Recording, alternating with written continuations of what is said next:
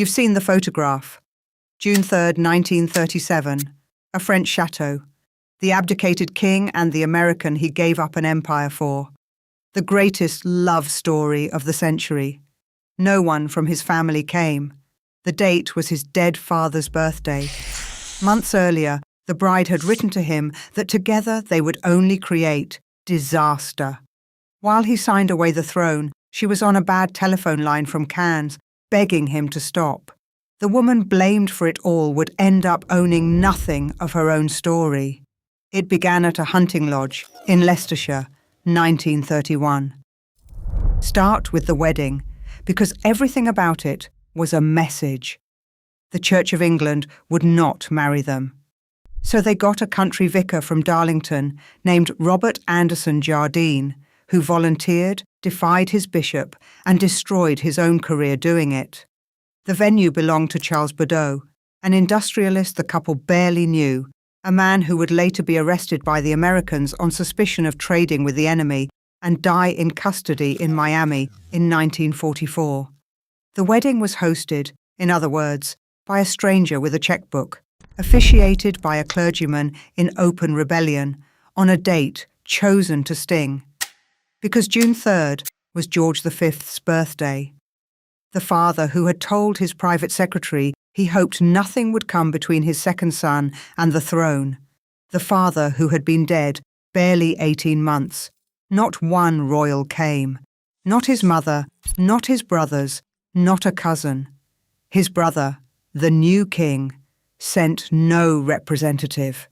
What George VI did send, a week before the wedding, was a legal document. Letters patent confirming that the Duke of Windsor would keep the style of Royal Highness and that his wife would not. Not her, not any children they might have. His household staff were instructed to bow to him and not to her, in their own house.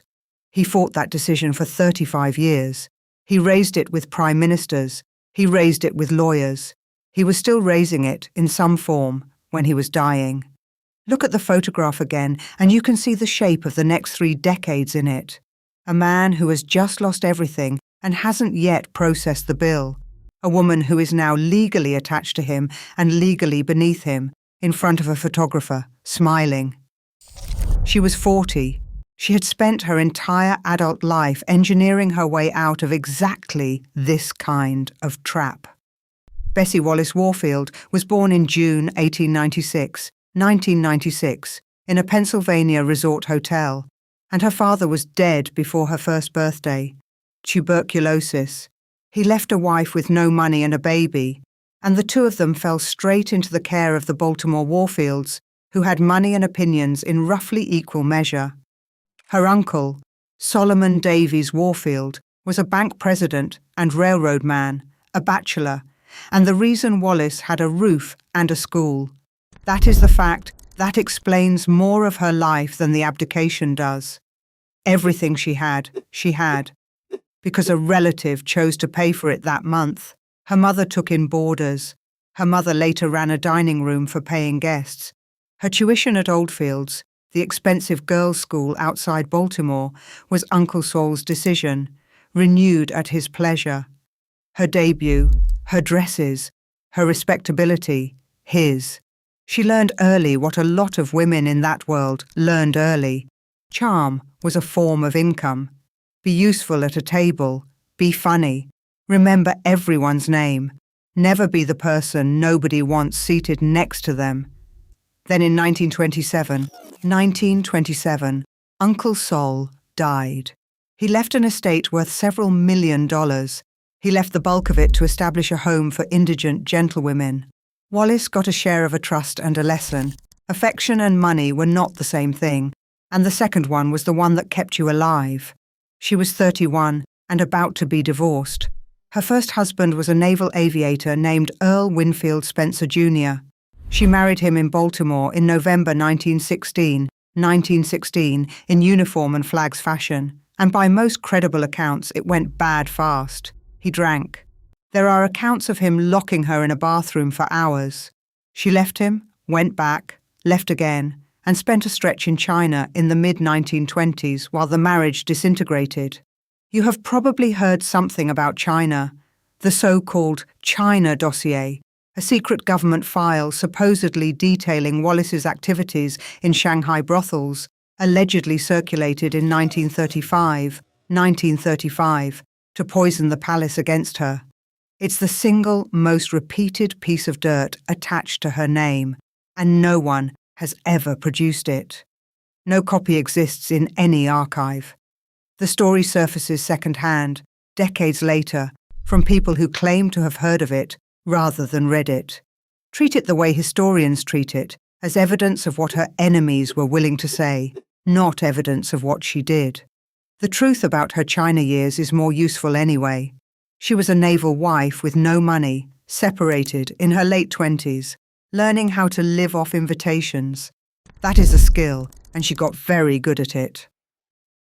Divorce from Spencer came in 1927.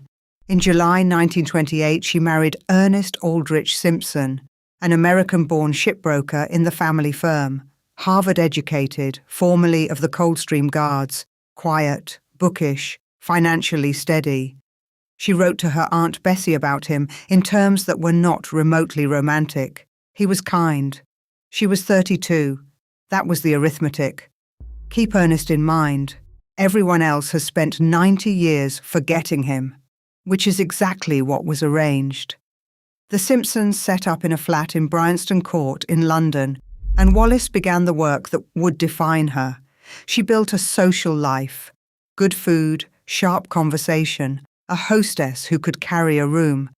And in January 1931, through Lady Furness Thelma, the Prince of Wales's mistress and an American herself, Wallis and Ernest were invited to Borough Court, a hunting lodge near Melton Mowbray. She met the Prince of Wales there. She had a heavy cold. By her own later account, she was not impressed, and he was not overwhelmed. This is where the myth wants a thunderclap, and there wasn't one. What there was instead was a slow social ascent that took 3 years and included her husband at every step. The invitations came to Mr. and Mrs. Simpson. Ernest went to the parties. Ernest went on the weekends. The Prince came to dinner at Bryanston Court, and Ernest was at the table.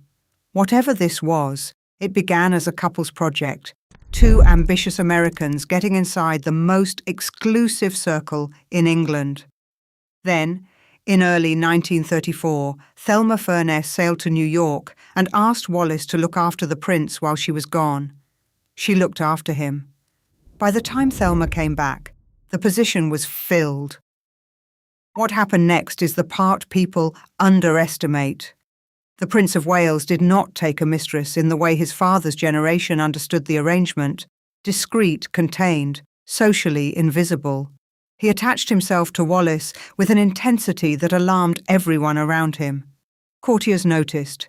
His staff noticed. His private secretary's papers and the surviving letters both describe a man who could not be left alone with his own evenings. He gave her jewellery that cost more than his officials thought defensible. He rearranged his schedule around her. His letters to her, published decades later, are written in a private baby language. The 2 of them collapsed into a single pronoun. Read them and the standard story inverts. This is not a seductress running an operation on a king. This is a man in a state of dependence and a woman who has discovered that the most powerful bachelor in the empire cannot function without her, which is thrilling and lucrative. And, if you are legally married to somebody else, a problem that grows. By 1935, the problem had a name and a face, and he was sitting in the flat, being humiliated in slow motion. Ernest's position was impossible. He was a working shipbroker in the middle of a depression, his firm was struggling, and his wife was being escorted around Europe by the heir to the throne. He knew. Of course he knew. And at some point in 1935, Ernest went to York House to see the Prince, taking with him his closest friend, Bernard Ricketson Hatt, the editor-in-chief of Reuters, as a witness. Ricketson Hatt's account, given years later to Walter Monckton and preserved in Monckton's papers at Balliol College, is the version historians work from. Handle it carefully. It's a recollection recorded long after the fact by a man with his own entanglements. But what it describes is this. Ernest asked what the prince's intentions were. He asked whether the prince intended to marry Wallis, and he came away understanding that he was expected to stand aside in exchange for an assurance that she would be taken care of. A husband negotiating the terms of his own replacement with a newsman in the room to make it official. Ricketson hat matters for another reason, and it's the one nobody puts on the documentaries. He ran the wire service that fed news to the world. During and after the crisis, he was, on the evidence of Reuters' own archive, taking money from the Windsors and shaping how the story went out. The love story wasn't only lived. From very early on, parts of it were bought.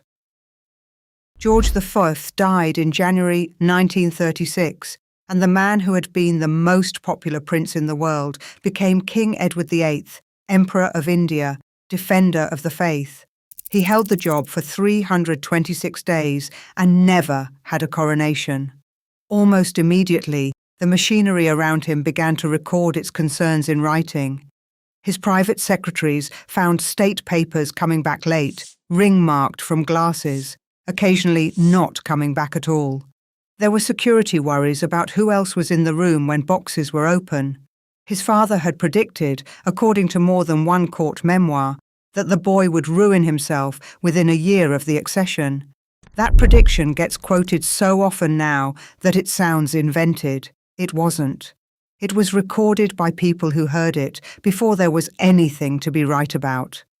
And through the spring of that year, the king's household was quietly rearranged around one woman. Wallis appeared on the court circular at official dinners, her name printed in the newspaper, with her husband's name beside it, which was the fig leaf. She was at Fort Belvedere, the king's private house in Windsor Great Park, most weekends. Ernest, by then, was mostly not. Then came the summer, and the cruise, and the moment the story stopped being containable. In August 1936, the king chartered a yacht called the Narlin and took a party down the Dalmatian coast. Photographers followed. What they got was a king in shorts and sometimes less, with an American woman beside him who was plainly not incidental. Crowds in Yugoslavia shouted for her by name. The pictures ran in America, in France, in Germany, everywhere. Time magazine covered it. Cartoons ran. In Britain, nothing. The press barons, Beaverbrook, Rothermere, the men who owned the country's attention, had agreed among themselves to keep it out. British newspapers arrived in Britain with the offending American pages physically cut out. There were people in London ordering foreign papers just to find out what everyone abroad already knew about their own monarch. That silence is the single most important fact of the whole affair, and it gets treated as background. It meant the British public went from knowing nothing to knowing everything in the space of about a week in December. It meant Wallis never had a chance to be introduced to the country gradually as a person before she arrived in its consciousness as a scandal.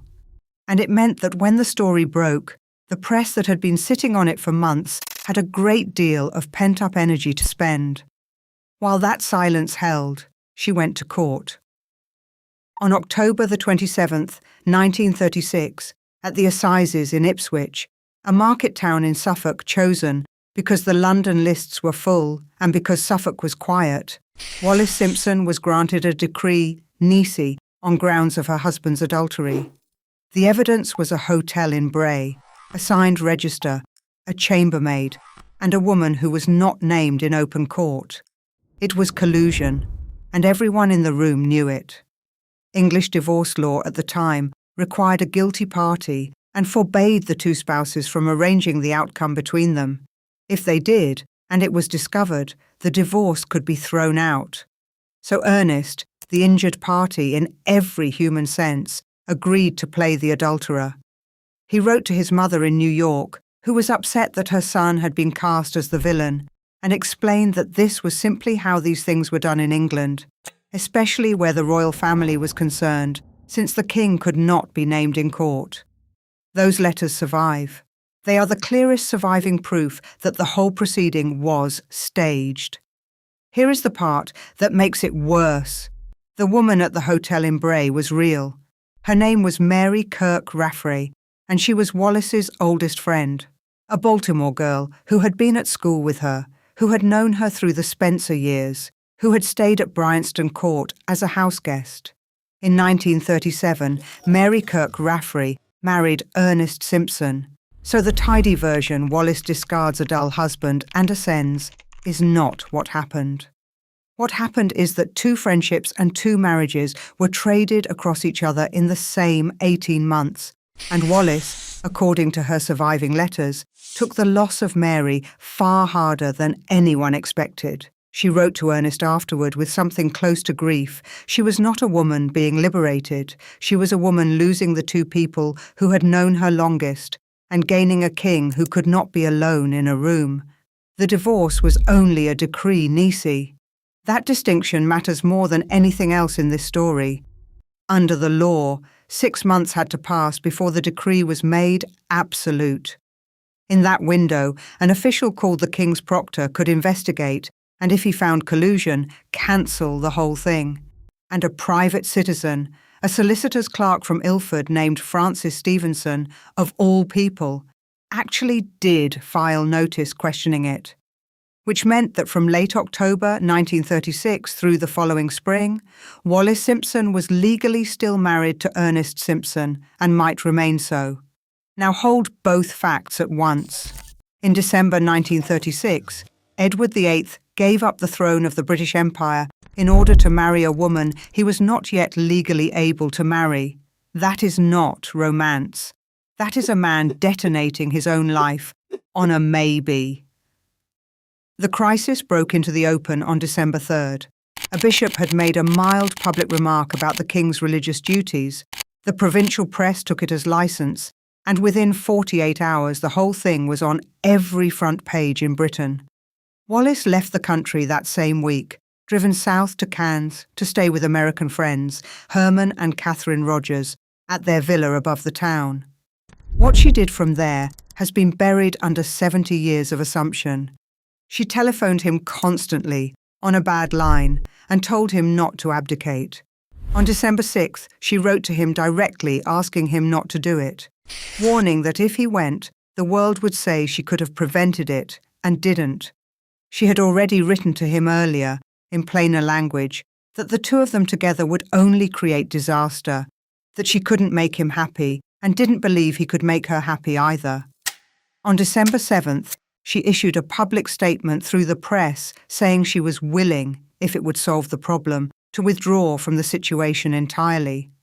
And behind that statement, according to cabinet papers and the files of Sir Horace Wilson at the National Archives, her own solicitor raised the possibility of a financial settlement, a payment to make her go away. The government considered it. It came to nothing. The government was also, at that exact moment, listening to her. On December 5th, the Home Secretary authorised the interception of telephone calls between Fort Belvedere and Buckingham Palace on one side and the continent on the other. The order survives. Ministers of the Crown were tapping the King's calls to his mistress to make sure he actually left. She could not make him stay on the throne. He would not let her go. There is credible testimony from more than one direction that he told her he would kill himself if she left him, that this threat was made repeatedly, and that people around him took it seriously enough to record it. Whether he meant it is unknowable. What matters is that she believed it was possible, and that after her public offer to withdraw was refused, there was no version of walking away that didn't come with a body attached to it. He signed the instrument of abdication on December 10th, broadcast to the nation on the 11th, and left the country that night. Then they were separated for 6 months, waiting for her decree to be made absolute, and it is in those 6 months that the newly discovered letters do their damage. He was in Austria, she was in the south of France, and she was writing to Ernest. The letters surfaced in 2011 when the biographer Anna Seber was handed a packet of them by a source who had insisted there was nothing to tell. They were still in their postmarked envelopes. In them, Wallis tells Ernest she misses him, that she worries about him, that he is good and sweet, that she sends her dearest love, writing this while the entire world was congratulating or condemning her for the greatest romance of the century. In one, she describes saying farewell to him as something she can only cry through. Ernest wrote back that he believed she had done everything in her power to stop the catastrophe. They are two people consoling each other about a disaster they both watched happen and neither could stop. Seba's larger conclusion that Ernest was the real love of Wallis's life goes further than the paper strictly proves, and other historians have said so. What the letters do establish beyond argument is the thing that kills the myth. She did not want this. She wanted the position, the access, the jewels, and the excitement, and she wanted to keep her marriage. She expected the affair to run its course the way royal affairs always had. It did not, because the man involved was not built like his ancestors. The decree was made absolute in the spring. In June, they married at the Château de Caen, in front of the hired vicar and the borrowed chateau, and nobody from his family, and she became Her Grace the Duchess of Windsor, Grace, not Highness, the distinction his brother had put in writing weeks before. 4 months after the wedding, they went to Germany. In October 1937, the Duke and Duchess of Windsor toured factories and housing projects and were received at the Berghof by Hitler. He believed he was doing something statesmanlike. What he actually did was hand the British government a permanent reason never to let him home again. The German trip finished him politically, but the thing that poisoned the marriage day to day was money. And it started before the wedding. In the hours around the abdication, Edward negotiated with his brother about what he would live on. He told the family, in effect, that he was nearly broke, valuing his assets at something like £90,000 and pleading for an income. His brother, in a room at Fort Belvedere with lawyers present, agreed to £25,000 a year. Then George VI found out what his brother actually had. The Duchy of Cornwall had been paying Edward for 25 years, and he had banked most of it. The figure historians settle on, working from the Royal Archives, is around £1 million. He had lied about his own fortune to his brother, in writing, days after handing him a throne he never wanted. The new king reduced the offer, made it personal rather than permanent, and tied it to a condition. The Duke would not return to Britain without an invitation. The final arrangement in 1938 involved the Crown buying out his interest in Sandringham and Balmoral, which were private property, not state property, and which he refused to release until he was paid. He had abdicated in December in a swirl of language about the woman he loved. By February, he was haggling over house valuations with the brother whose life he had wrecked. The dishonesty had a cost, and Wallis paid a large share of it. For the rest of their lives, the money was contingent, reviewed, resented, and always coming from people who despised her. When George VI died in 1952, the Duke went to the funeral and used the trip to find out whether his allowance would continue. It did not. His niece, the new Queen, ended it. He wrote to Wallis about the royal women in language you would not use about strangers, calling it hell to be even that much dependent on them. That letter is worth sitting with, because it tells you what the marriage had become by then. A shared grievance, run out of a rented house in France, with two people bound together mostly by the fact that neither had anywhere else to be. The war gave them one last chance at usefulness, and Britain refused it. In 1940, with the couple loose in Europe and the Germans openly speculating about what might be done with a former king, Churchill shipped them to the Bahamas. The Duke was made governor. It was a colonial posting of no strategic weight whatsoever, and he understood exactly what it was. He called it, in private correspondence, a form of exile, and he wasn't wrong. They spent 5 years in Nassau because the alternative was leaving them somewhere they could be reached. Wallis, to be fair to her, worked. She ran Red Cross clinics, she raised money, she visited the poor districts of a colony with a race problem she made no particular effort to fix. She also complained about the heat, the isolation, and the company, and she said so to friends in letters that read like a woman doing time. When it ended in 1945, they moved to Paris and stopped pretending there was a job coming. Watch what she does next, because this is where the passive victim reading of Wallis Simpson falls apart. She acquired territory. In 1952, they bought a converted mill outside Paris, the Moulin de la Tuilerie, and she rebuilt it, the first property in her entire life that was actually hers to arrange. In 1953, they took the house in the Bois de Boulogne from the city of Paris on a nominal rent, and she turned it into the best table in Europe. She dressed it, staffed it, ran it, and controlled who came through the door. Magazines photographed her rooms. She landed on best-dressed lists year after year. The girl whose school fees had depended on an uncle's mood built an environment where she decided everything, down to the seating.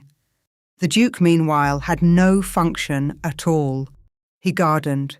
He did needlepoint. He waited for her.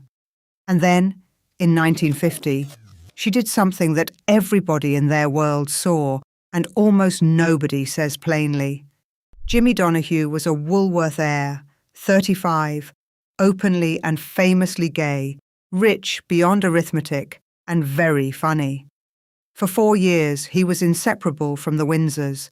The three of them were photographed constantly, nightclubs in New York, crossings on the Queen Mary, Palm Beach, Paris. His family money paid for a great deal of it. The columnists wrote about it. Society wrote about it. The Duke of Windsor spent 4 years being publicly attended by his wife's much younger companion. Whether Wallis and Donahue were physically involved is unproven and probably unprovable. The most detailed claims come from a book built on unnamed servants and interested survivors, published in 2001 when everyone was dead, and it should be treated with the suspicion it earned. What is documented is the spectacle. It was public. It was sustained. It humiliated him where he was most visible, and he tolerated it for 4 years because he could not risk the alternative. It ended around 1954, reportedly after Donahue did something at a dinner table that even the Duke would not absorb. And the accounts of that night come from people repeating it afterward rather than from anything contemporaneous. The pattern underneath is what counts. The man who had cost her a marriage, a country, a reputation, and her oldest friendship now depended on her so completely that she could parade a rival through his life, and he would keep paying the bill. That is the reversal the myth cannot survive. He gave up an empire and spent the next 35 years as the less powerful person in the room. So they sold the only asset they had left. In 1951, the Duke published A King's Story, ghost written by an American journalist named Charles Murphy, and it made him roughly £1 million, more in a year than the Crown had ever given him. 5 years later, Wallace published The Heart Has Its Reasons, also ghost-written, also by Murphy, after an earlier writer walked away. In 1970, they sat for a television interview and performed the marriage one more time for the cameras. Every version of the great love story that the public now carries around came from books the couple were paid to authorize about themselves. The romance was a product line. It had a ghostwriter on retainer. He died in Paris in May 1972. The Queen had visited him 10 days earlier in the house in the Bois de Boulogne, and Wallace received her. It was the closest thing to reconciliation the family ever managed, and it lasted about half an hour. His body was flown home, and he was buried at Frogmore, and Wallis stayed at Buckingham Palace for the funeral, her first and only night there, at 75, as a widow. Then she went back to Paris and disappeared. The last decade of her life belongs to a French lawyer named Maître Suzanne Blum, who took control of the Duchess's affairs as her health and mind failed. Old friends were turned away at the door. Telephone calls did not reach her. Possessions were sold. When the writer Caroline Blackwood was assigned in 1980 to report on the Duchess, she never got past Blum, who threatened to sue anyone suggesting her client was less than well and who, at one point, issued a statement to the press announcing a recovery. Blackwood's account of it, The Last of the Duchess, could not be published until Bloom was dead in 1994. Bloom's own assistant, Michael Bloch, edited and published the Windsors' private letters, the correspondence that shaped how the romance is understood under her authority. Read that sequence carefully. The letters that convinced the world it was a love story were released by the office of the woman who had sealed Wallis away from everyone who could have described what the marriage was actually like. She died in 1986 and was buried beside him at Frogmore as Wallis, Duchess of Windsor. The following year, her jewellery was auctioned in Geneva. 11 years after that, the contents of their houses were sold in New York. The furniture, the papers, the photographs, the wedding presents from people who hadn't come. Strangers bought her life in lots. Now go back to the photograph. You know now that the church wouldn't have them, that the family boycotted them, that the date was chosen to wound a dead man, that the host would die accused of treason, that the bride had begged him not to do it and had been writing tender letters to the husband she'd just destroyed, and that a week before the shutter clicked, his brother had put it in writing that she would never be entitled to the same courtesy as her own husband's servants. It still looks like a love story. That's the achievement. That's what the memoirs and the ghostwriters and the paid-for wire copy were for. What it actually was is harder and more interesting.